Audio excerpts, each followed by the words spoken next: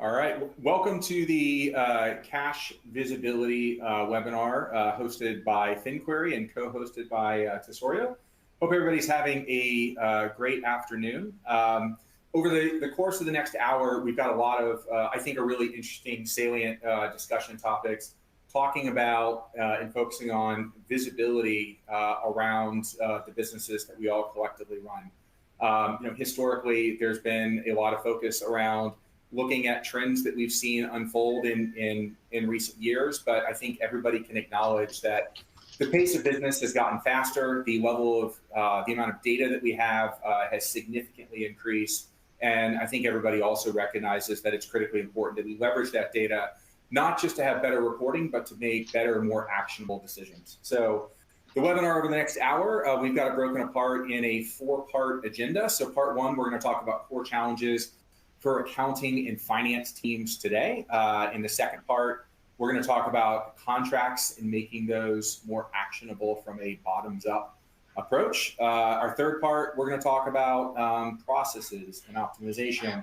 We'll share some items that we're doing and implementing in our own organizations, and more importantly, some of the technology that we're utilizing to do that. And then we'll wrap up with the fourth part, talking about connecting revenue and cost so that you have visibility in both aspects of your business. It may seem like a table stakes idea, but for those of you who are involved in budgeting and forecasting, many of you, and I've had these conversations, I felt this internally myself, sometimes there can be silos to where there is a revenue model, there is a cost model, and while they are related, they are not directly connected. And so some decisions can at times become made in isolation. So ultimately, again, hopefully this next 60 minutes is informative, impactful, and leads to better decision-making on a quicker basis. So we are making this webinar eligible for CPE. And so for those of you who are joining us for the CPE requirements,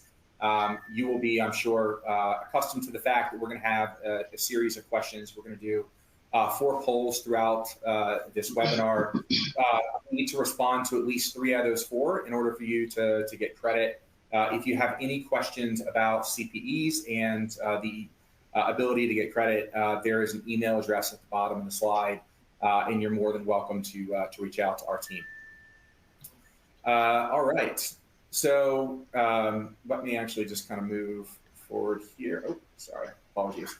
I want to go ahead and invite my colleague, friend, former business school classmate, and I'll say general person that I respect and admire, Carlos Vega. Carlos is the co-founder and CEO at Tesorio. And similar to FinQuery, Carlos's company's mission is to provide visibility, automation, efficiency to our customers. Primarily doing that from a revenue perspective, whereas FinQuery approaches this from a cost perspective today. But I thought it was really fitting for Carlos to join me today in this discussion so that we could have a really interesting conversation about being able to, again, have just greater visibility, greater granularity as we manage and focus on businesses. The slide you see on the screen here is just a quick snapshot from on the FinQuery side. What we focus on today is lease accounting, Sabita accounting, prepaids and accruals, and contract management. We serve more than 8,000 customers. We help our customers comply in 93 countries globally. We have more than 250 partners. We serve more than 600 public companies. We play in everything from Fortune 500 down to the individual entrepreneur who owns 3 Burger Kings and is looking for the most streamlined compliance. So really broad focus there. Maybe, Carlos, I'll turn it over to you to give a quick introduction on the Tesorio side. Excellent. Thanks for having us, Justin. Excited to be here and speak with everyone. Justin, you could probably pitch Tesorio better than I could at this point. After all the years we've known each other. But yeah, our main focus correlates quite well with what Justin's been talking about. How do we bring data to everyone's fingertips in order to optimize cash flow? I think a lot of what we'll talk about today is centered on a core belief that's at the center of our product, which is that cash flow is actually more of a data problem than a finance problem. And if you can get all of these different workflows speaking with each other in a unified database, a unified workflow, a unified data flow, they can build on each other to drive predictability. So excited to be here. Excited to dive into some of those topics. Awesome. All right, well, let's go ahead and I'm going to kick off with the first poll. So what are the common challenges to establishing a precise, consistent view of your cash flow?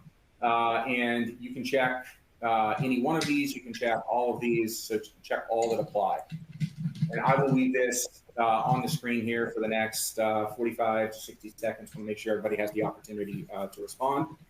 And while you're doing that, we'll kick forward with the first part. So topic one is challenge, like one of the core challenges for finance teams today ultimately comes down to having visibility around spend across the business.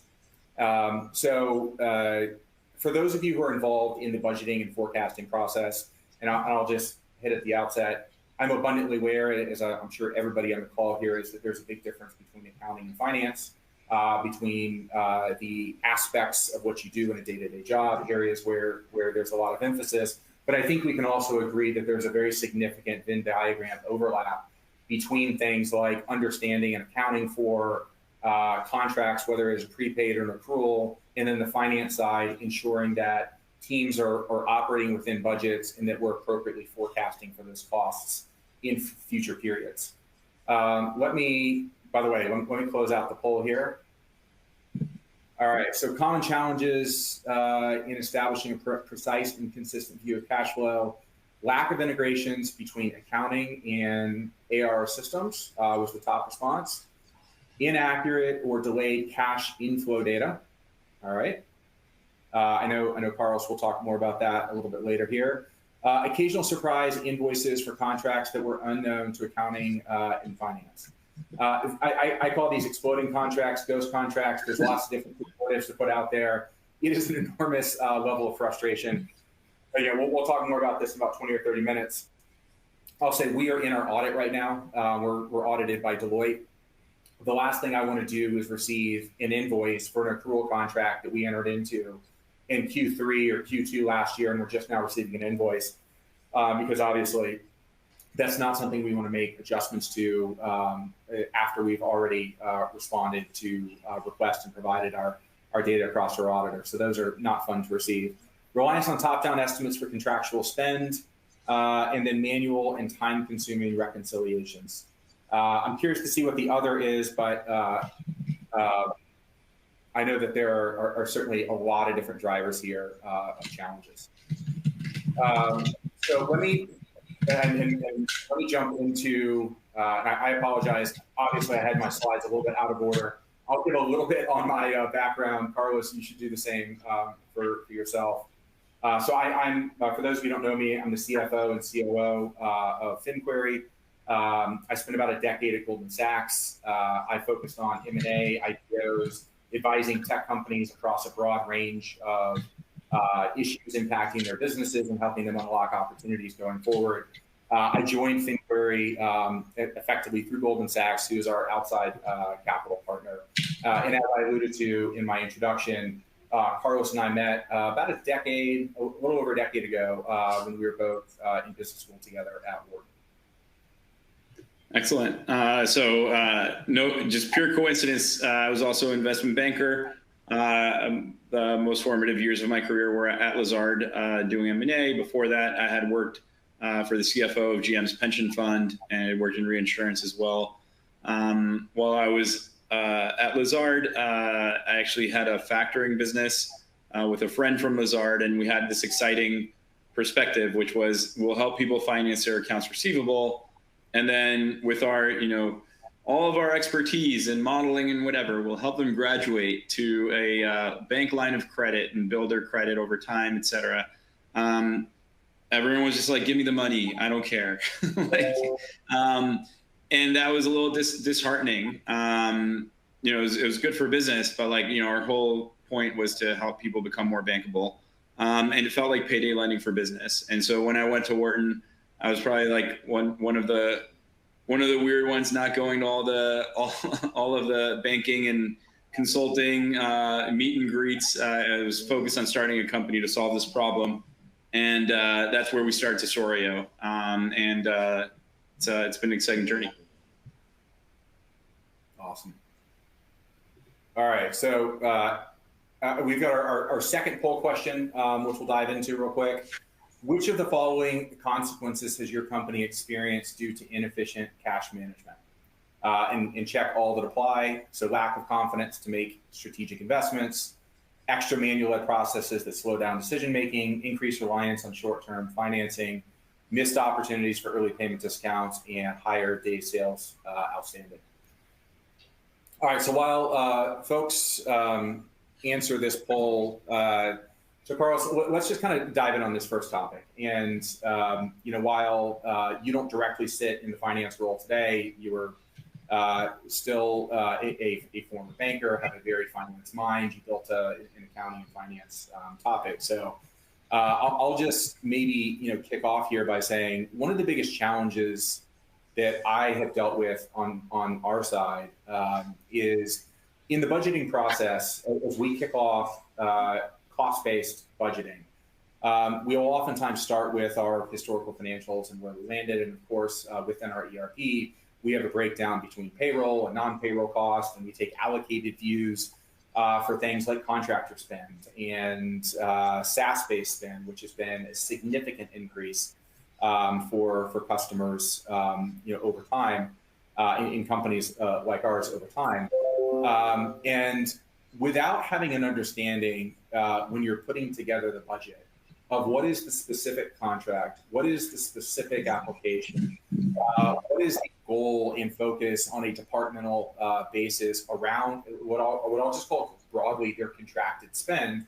What happens within finance is we take historical numbers, we look at historical trends. Did that increase 3%, 4%, 5% in historical years, and we'll make a top-down or a top-down estimate, for that statement going forward.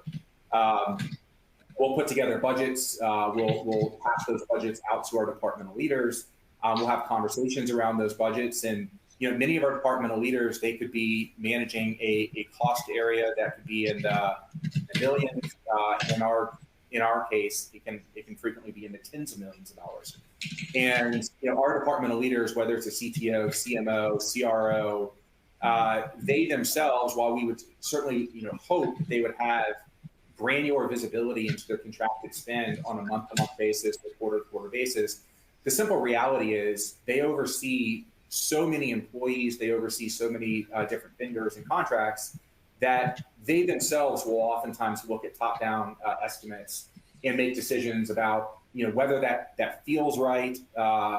If there's a significant repositioning around a certain contract, maybe that they'll have visibility to say, hey, we want to change CRMs and we want to do that 18 months from now. But aside from those really large rocks, there's not a tactical conversation around evolving tech stacks, around evolving vendors, around understanding when the specific contractual commitments carry them through to a period, and ensuring that they're taking, again, a bottoms-up view of managing their contracted spend.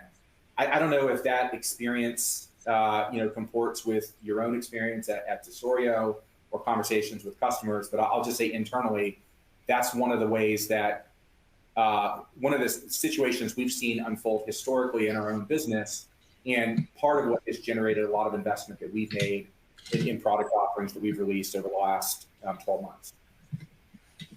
Yeah, I think that resonates quite a bit. There's several areas. When we're talking about averages and forecasting, I think most of us are used to seeing a cash flow forecast be done with like DSO, right? Which is exactly that. It's an average across the entire customer base, right? But there's a couple of areas where we see a lot of power of machine learning. Not saying AI intentionally here. I am referring to machine learning, not AI, which nowadays get intermingled quite a bit. And that's looking at granular data, which you highlighted earlier, right? So if you're going to take an approach to forecast for cash collections, do you want to use DSO, or would you prefer to use a model that is automatically trained across not just your customers' data, but the entire network of million plus companies, showing payment behavior on an aggregate and anonymized basis to learn how people tend to pay, for certain amounts in certain regions and certain conditions, 50 plus different variables, to come up with a prediction invoice by invoice that can then be rolled up and give you a view into how different people are going to pay.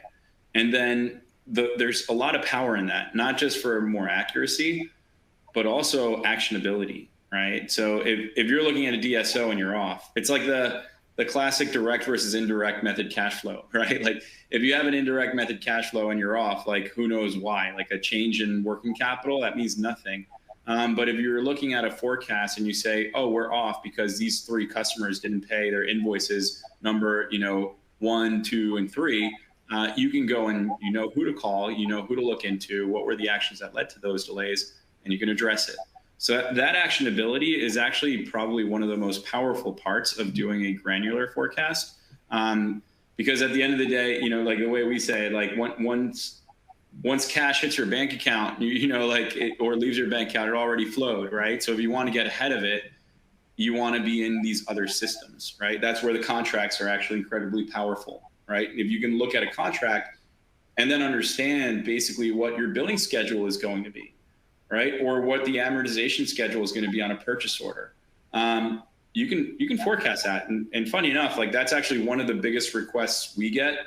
Justin, you know this. I think you're one of the people asking for that too, is what are one of the biggest requests on a cash flow forecast is like, show me my POs, show me my SOs, show me all that other information before it's even invoiced, right? So you can get ahead of that and then start to plan. And so getting all of this data properly structured, clean, and actionable it should be table stakes at this point. And I'd say that's one of the more powerful things we've seen. And the costs are real that way. I won't dive into it, but like we've surveyed our customers, 50 to 70% of payment delays aren't because the customer doesn't want to pay. They're like self-inflicted wounds, right? Like you mixed stuff up, that like billing address and shipping address, or wrong contact, or you didn't add a PO when you should have, or the PO expired and you didn't catch it in time, or the PO already exceeded its limit, right? And you didn't ask for a new one. Like all these types of things that you should be able to handle if you have the data structured. So a lot of power in this. And I don't know if we can put the poll back up for the responses there, but one of the top responses to the second poll was that, and I think it was the number one, is that if you don't have that visibility, it erodes and undermines. I'm sorry, it was the second highest, but it's the one that's, I'll say, hits me most viscerally, is that if you don't have that confidence around the timing of cash coming into the business, and then by the way, coupling that with the obligations for cash going out of the business, it's going to impact your ability to be able to make strategic investments more confidently. So if we rewind in FinQuery's own journey, 2.5 to 3 years ago, we think of ourselves as a highly innovation-led business. We spend nearly 50% of our GAAP revenue on innovation because our view is there is a significant opportunity to serve customers beyond lease accounting. We think of ourselves as a contract automation platform for any financial contract that somebody enters into, whether it's a lease, whether it's a prepaid, whether it's an accrual, and ultimately for customers who convert leases into assets that they purchase at the end of the lease. So fixed asset accounting, and there's a handful of other things for us to go do. So we've been investing disproportionate for a company of our size because we just believe there's a huge opportunity to serve customers. But if I'm sitting here and I'm looking out and forecasting on my next 2 to 3 quarters, and really more specifically on my next month or two, it is important for me to understand what is the cash that I have that's coming in, again, to your point, not just on a DSO basis, but what invoices are out, how have those specific customers paid in years prior, so that irrespective of what my net 30, net 60, net 90 terms are, irrespective of the fact that on average, I collect, let's say with a 5 to 10 day delta relative to my net terms, I can now have a customer by customer visibility so that I have better precision around the specific week when that cash will land. So it gives me more confidence to be able to say, I know this cash is going to be collected. I have control around the cash that's going out the door. And so I have confidence that we can make an investment, whether that's in product or whether that's in something else, so that I'm managing my cash flow more efficiently. And even for companies that are profitable, which is where we are today, we're a very highly profitable business through our scale. I still have to do things like mandatory tax distributions. And those are material for us. And so I know that I have large amounts of money that has to go out the door on a quarterly basis. And so I need to be really thoughtful around my cash position in the month following each quarter. And by having that bottoms up visibility around not just what I'm going to be sending out the door, but what I'm going to be collecting during those time periods, helps me time those payments with a higher degree of confidence and fidelity. Yeah, it's spot on. One of the things we heard from our customers is, the key to all this is I guess one of them said it best. He said, revenue ain't real till you get paid. And we asked him, like, what do you mean? He's like, well, if I want to reinvest in my company's growth, I can't do anything with revenue. I have to get paid cash, right? And so, like, understanding that cash and when it's coming in, and then also understanding where you're going to make investments and where you have commitments, super critical to figuring out how you grow. Like you said, investing in product, or whether that's doubling down on a specific channel that's working, right? Like, these days, I think all of this is extremely important, and maybe even more important now, given the pace at which things are changing, right? Like you mentioned earlier, like the rise in SaaS fees, right? Like, let's not mention AI product fees, right? And the velocity of channels are changing, right? Like, the way that the traditional marketing channels have been used and the way that agencies are being used, all of that is changing dramatically. So if you want to reinvest in a new growth channel, for example, even outside of your traditional, R&D investing or G&A or whatnot, you need that flexibility to be nimble. And without that, you really can't do it. So you will get, the way to think about it is, it's kind of like that old story about going to Yellowstone, right? Is like, what about the bears? Well, it doesn't matter. I just have to be faster than the slowest guy in the group, right? Like in this, it's kind of a similar like opportunity cost situation, right? If the person next to you is moving faster, does have that agility, they're going to outcompete you. So I do think it's an existential topic at this point to have clear visibility of your cash flow. Yeah. And I'll say that what Tesorio has done on the order to cash side is really, I'll say, a part and parcel of what our strategy is on the cost side. And so maybe I'll pivot a little bit in terms of one of the things that we have been really focused on providing our customers through a first of a kind platform is being able to have a bottoms up approach on all of your cost-based contracts and bringing those contracts into the purview of finance and accounting. And this is not to say that legal should not have a CLM. This is not to say that companies shouldn't have platforms like Adobe or Panadoc or Coupa or Jaeger if you're on the procurement side. All of those are good and well. But for those of you, who sit in the accounting or the finance role, it's not going to be a surprise to you to hear that when legal executes a contract, they're not asking themselves, is this a prepaid or an accrual? When a department executes a contract and they say, hey, the service is going to be performed up front, the billing's not going to happen for 6 to 8 months, they're probably not top of mind thinking, boy, I really should find out who in accounting needs to start accruing for this contract so that they have it, so that we avoid surprises. And all of the momentum, focus, and frankly, investment from the SaaS side has really been focused on serving legal. But if you think about the life cycle of a contract, contracts are negotiated once, they're executed once, and once they're executed, they then go into a CLM. And again, there's lots of them out there, from Eversource to Ironclad to Panadoc. There's lots out there that focus on that pre-signature workflow. But once that contract is signed, if there are financial ramifications, you're going to have to report on it. For those of you who are public, on a quarterly basis. For those of you who are private, at a minimum on an annual basis. There's billing, there's collections, there's, for those of you who are, I'll call it outside of the make, move, and sell economy, where procurement oftentimes lives within finance, you're going to manage things like renewals and renegotiations on an ongoing basis. And so the real life cycle in the time for contracts doesn't live within legal. The consequences and the need to manage that lives within accounting and finance. And yet there are not systems out there other than controllers or accounting managers or members within the finance side getting licenses to legal centric applications that then they have to export, utilize Excel to do things like prepaid accounting, accrual accounting, track documents, and that's just a terrible workflow. And so one of the things that we've been focused on is building a first of its kind platform that sits alongside a CLM where we don't charge for it, and that platform ingests at the same point of signature as opposed to point of invoice, so that every single contract that is entered into, if it is a multi-year, multi-payment contract, you can automate, just like what we do on the lease accounting side. You can automate the journal entries and you can automate the accounting of a 3-year quarterly payment, 12 invoice contract. Do it once versus doing it 12 times by waiting for invoices to come into your accounts payable inbox to be sent, which for those of you out there, this is not going to be a surprise.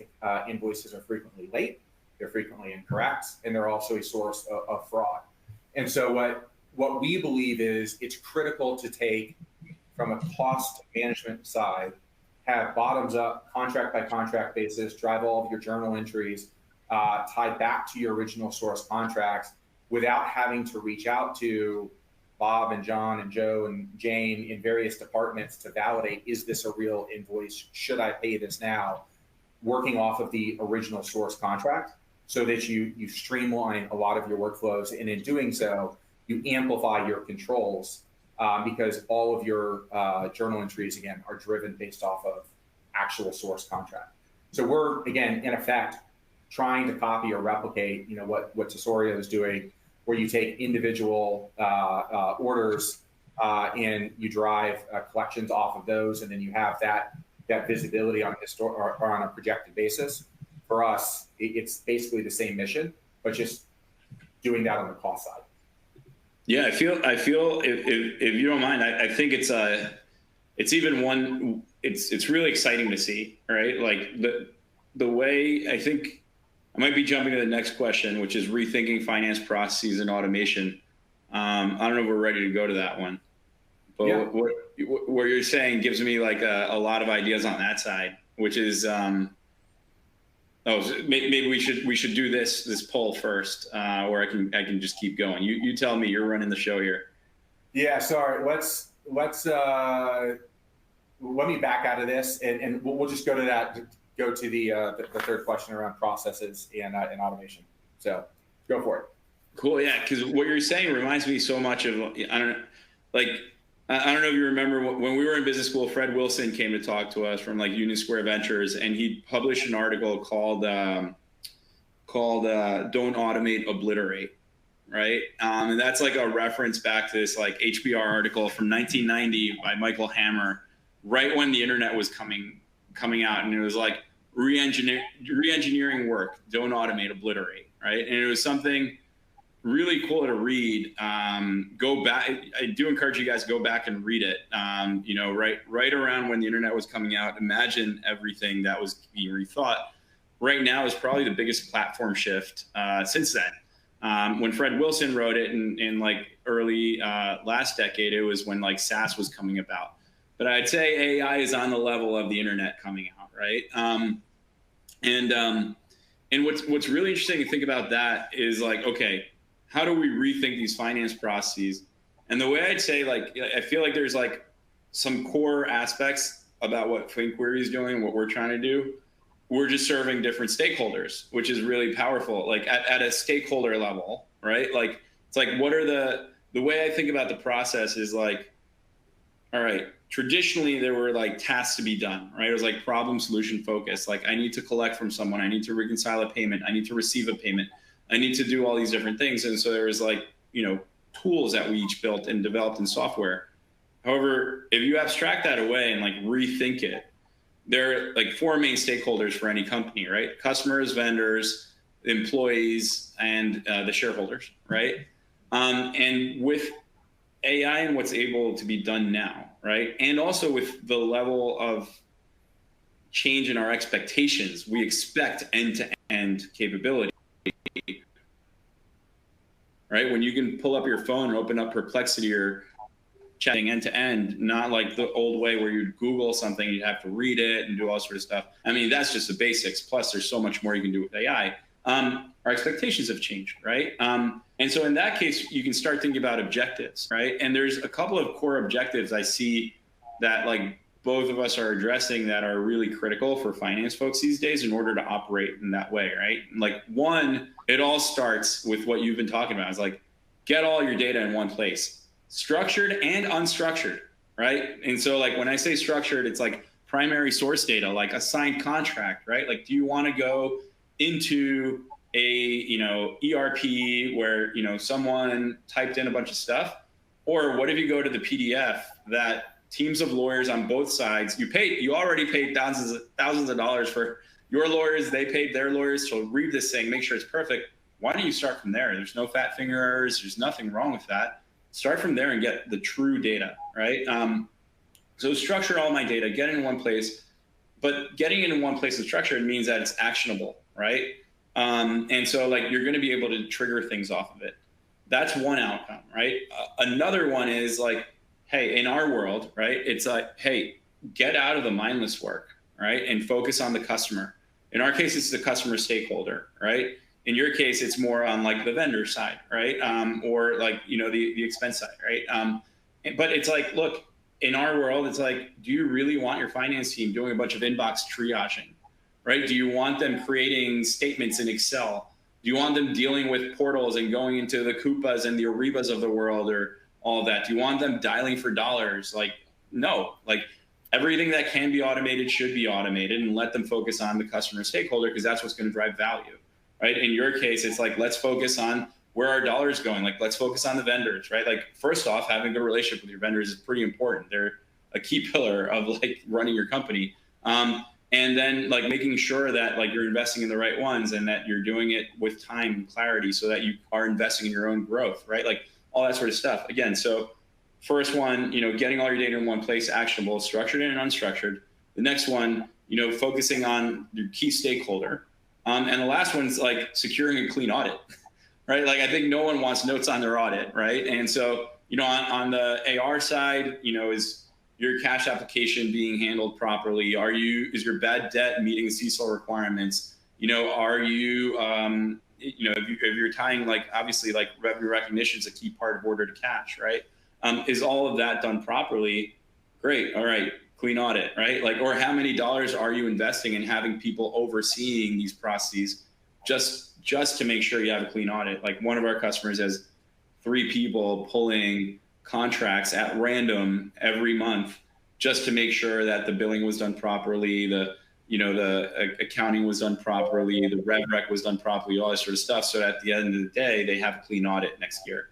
So like all of these things, like when you think about work, instead of thinking about like, let me do, again, I'll stick to our side because I know it better. Like, let me build a tool to automatically go into a portal. Let me build a tool to automatically do dunning. Let me build a tool to automatically receive payments. And let me do another one. No, it's get me the clean data in one place, get me out of the busy work, get me a clean audit, and let me focus on the stakeholder that matters. I think that's like, it's a slightly different way of rethinking the way work gets done.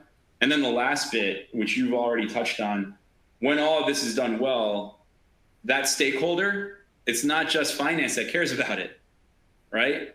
If we're talking about the customer stakeholder, sales and account management really care about it. And guess what? I can do my job better if I know what they're up to. And sales can do their job better. Like, why not? Why shouldn't Salesforce have a view into Tesorio, which you can? It's a tab on the account. Why shouldn't, when a salesperson account management logs into Salesforce, why shouldn't they see at the top a red bar that says like, this customer is not paying, they're delayed by this much, they owe this much money to our company, right? Like, and it's that back and forth two-way information sharing that's so powerful. I think that's just becoming table stakes. Like, platforms that don't work that way going forward are not going to let you do your job. And it's exciting. I do see a lot of parallels. You're right, between what we're up to. Yeah, well, so well spoken, and so well said. For us, I'll touch on a few points. Number one is like knowing your customer and really truly understanding, their pain point, and then by solving it, what else is your customer able to do? And I'll say on the FinQuery side, for us, by enabling our customers to gather all of their financial contracts into a living, breathing platform that works based off of, as you mentioned, the actual source agreement. There's no fat fingering. We've got the original, contracts. One of the things that we're trying to solve for is when our customers receive an invoice, why should somebody have to spend time chasing down and finding a contract, whether it's an illegal CLM or it's some other stakeholder, throughout the business that signed it, and try to find, is this invoice actually driven based off of a signed contract? That is a workflow that frankly should not exist. That should just be, to your point earlier, it shouldn't just be automated. That workflow should be obliterated. We should have that pulled together to where you have the source contract, you have the invoice, and there's an automatic matching. And so that's one of the areas from an innovation perspective that we're bringing to the market, is a matching engine so that invoices can be automatically matched to the source contracts, so that we can get the accountant who has plenty of other things to do. I mean, we're training fewer accountants today than we did a decade ago, and yet the level of compliance and expectations have just increased exponentially. So if we can get a very talented, valuable individual from chasing down contracts and saying, does this invoice tie to a contract, and instead reallocate their time to something that's more strategic, that's incredibly powerful. And by virtue of getting all of those agreements together within the controllership, what that then does for finance is it provides finance with visibility into all of your contracted spend on a vendor basis, on a sub. So in a Salesforce, you've got Slack and Marketo, and you've got a litany of other applications that sit below it. And so you can think about negotiating with that vendor based on having a total view of your spend on a consolidated vendor and not just on product. You can make decisions around, if my spend increases 10%, does that put me in a new tier? Does that give me functionality that I previously didn't get? And you can really get ahead of managing the contractual commitments that you have on a much more granular basis. But that is a byproduct. That's not the primary reason why. That's not the primary reason why our customers procure our prepaid and accrual functionality, which has our contract management system embedded within it. It's because they want to automate the prepaids, they want to automate their accruals, they want their time back. But as a byproduct of doing that, of pulling all of that data into a living, breathing system within the controllership, there's better budgeting, there's better forecasting, there's better management of procurement. And there's this narrative that we've been talking about a lot at FinQuery over the last, let's call it 12 plus months, is we don't talk about what is your budgeted spend, because frankly, budgeted spend doesn't really matter. What matters is what's your available spend. If I sit down with my marketing team and say, hey, you've got a $10 million budget in 2025, your headcount is, let's call it somewhere around $4 million. You've got $6 million for tech and programmatic spend. What we now need to start talking about is how much of that $6 million is actually available to be spent versus how much of that has been contractually committed based on agreements that were entered into in 2024, 2023, and prior periods. So we can talk about available spend. And then if there's a need or a want or a desire to reposition that spend, we can look at, what do they want to spend that on? Is that contractually committed? And if it is, what are we going to take out, and what's the right period over the next several quarters to reposition that spend, because we're operating based on a contract level basis rather than just looking at this high level. You spent X last year, this year you get 105% of X, and you've got this budget to spend throughout the year. We can be much more tactical, we can be much more precise, and we can be a lot more just intentional with our budgeting. And we do that on a monthly basis in our close meetings. We look at what's all the contracted spend for the next 2 quarters, what's the contracted spend for the rest of the year, what's the purpose behind those contracts, and is there a desire to shift those dollars from current vendors, or do we plan to renew? Their conversations. Totally. Yeah. So the third poll is what it looks like too. For those.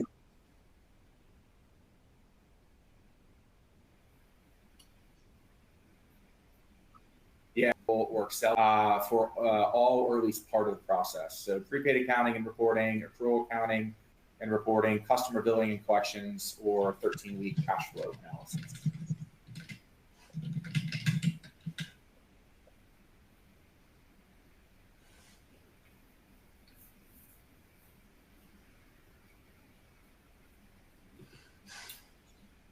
All right, we'll give folks a little bit more time. It looks like we've got about 3/4 of people have responded. Let's give about another 20 or 30 seconds here. Cool. So like while this is up, I think it'll be interesting to, oh, awesome. We got the results. I was going to ask you a question, Justin. Let's go through these first. Go for it.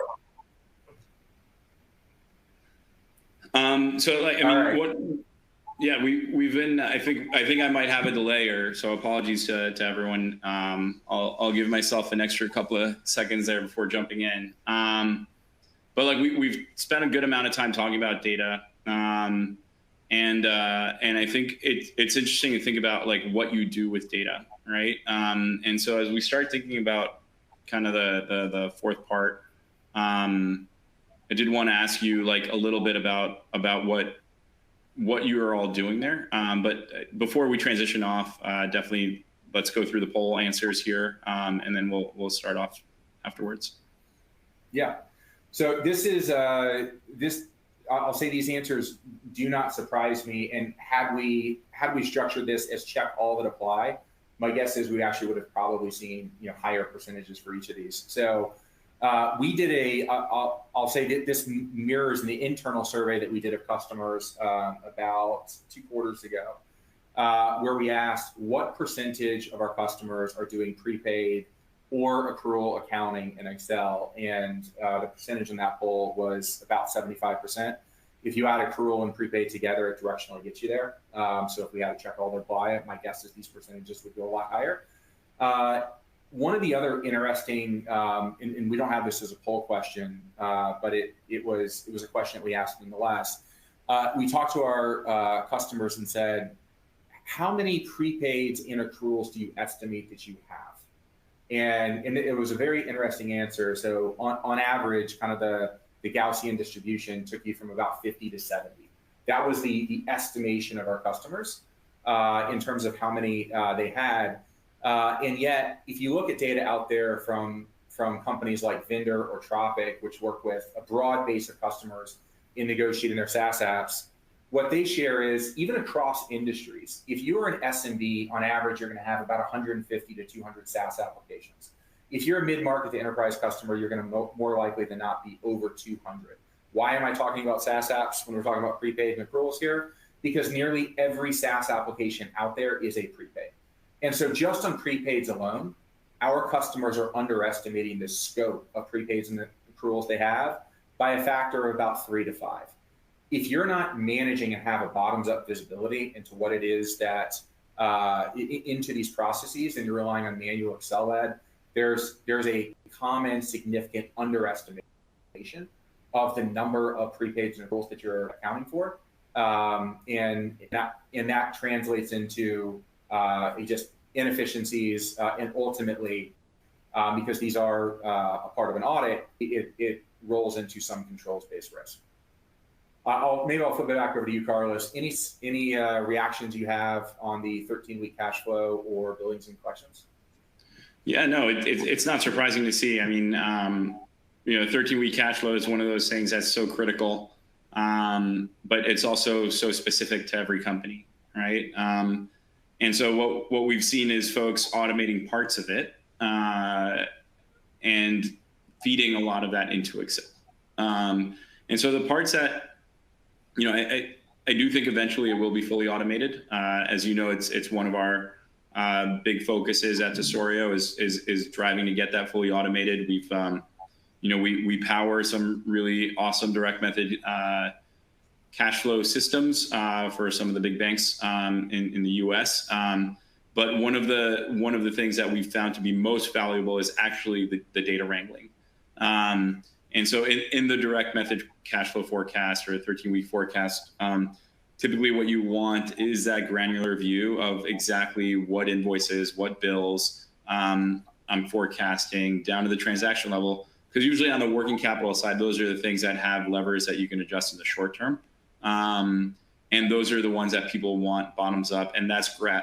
Again, consolidating data from myriad systems or myriad various sources, some of it unstructured, some of it structured, that typically leads to a lot of manual work. Also, even for the non-working capital or trade working capital aspects, getting data from all the different banks consolidated in one place, right, without having to log into different online portals is something that's incredibly valuable. So even just that step of aggregating the data, consolidating it, analyzing what you do have, and then of course you can export that and wrangle it in Excel however you will.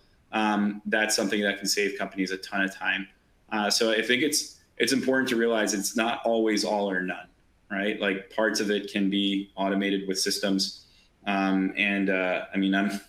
I worked in finance long enough to know even every vacation and every shopping list I ever do is in Excel. Like everything's in Excel for me.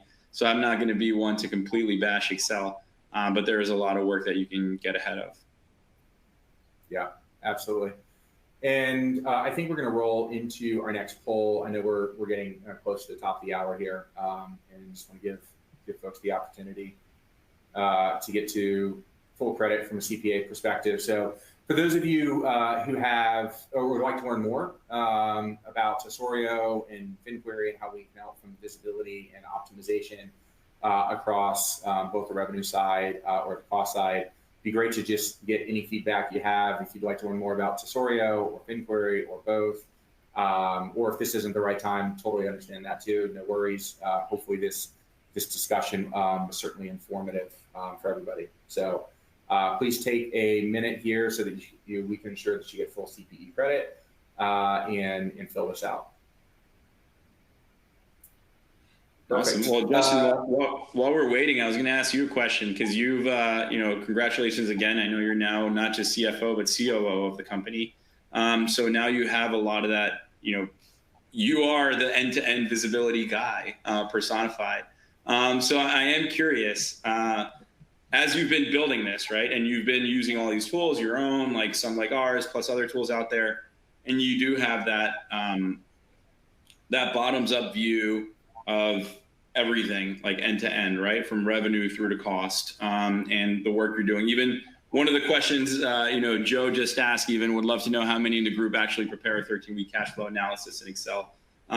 So, just to get your perspective on like, how has your role changed, right? Like now that you have that visibility, that access to the data, like practically, like, are you using it? Would love to hear your take, just so folks can hear.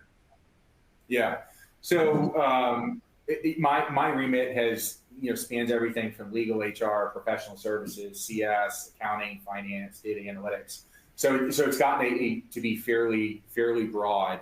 And by the way, I appreciate the end-to-end visibility guy. I may update my LinkedIn here afterwards because that's to include there. So what I'm incredibly focused on is ensuring that everybody across our organization has access to the data that is part and parcel of the decisions that they want to make. So I'll give you an example. We have internally 2 collaboration systems. We use Monday and Asana. And one of the things that we found was, as we came up for renewal, and I won't say which, but there was a significant price increase and a retiering and some other factors out there, and we had prepared for this because we had heard that this was coming down the pike. And so we preemptively started negotiations with both of those vendors about 3.5 to 4 months in advance, wound up redoing our access tiers to we consolidated on one, wound up redoing our access tiers throughout it. And we're going to save about $35,000 on our collaboration spend, and that's just on one application.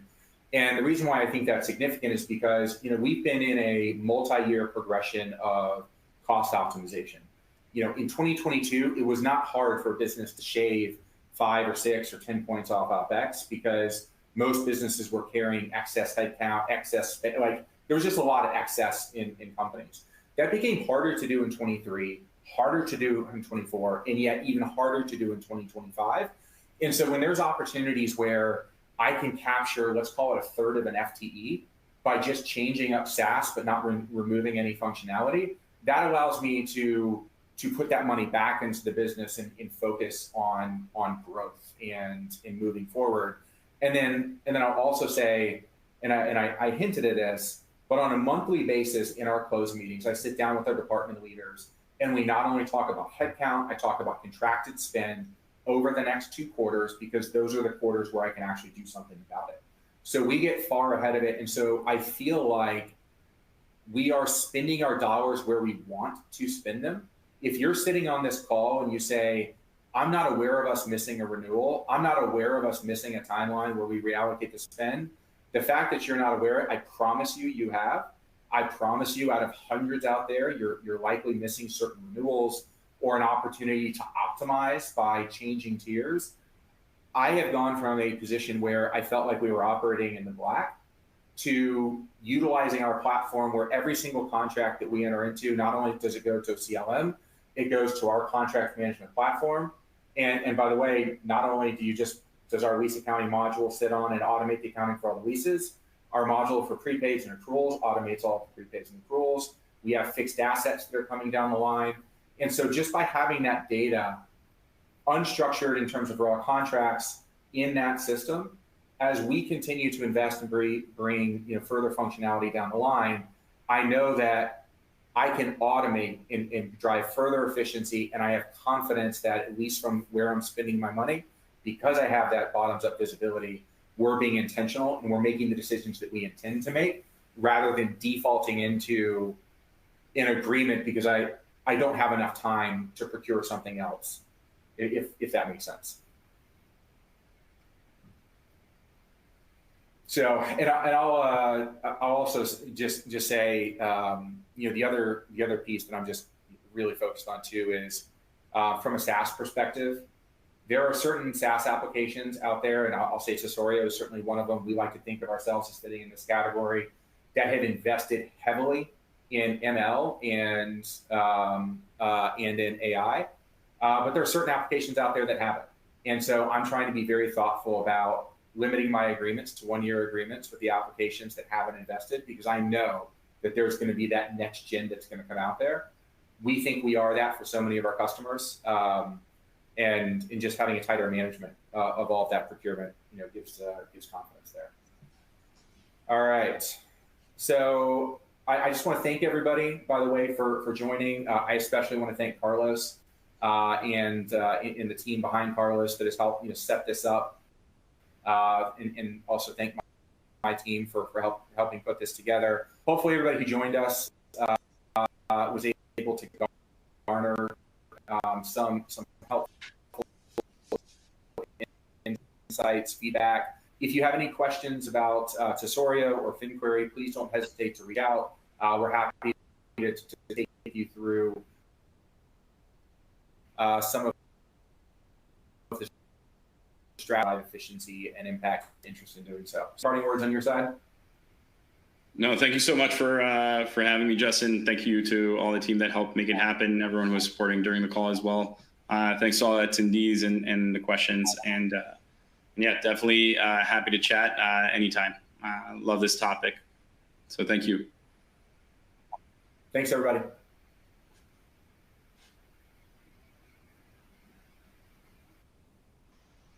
Thank you to our audience today.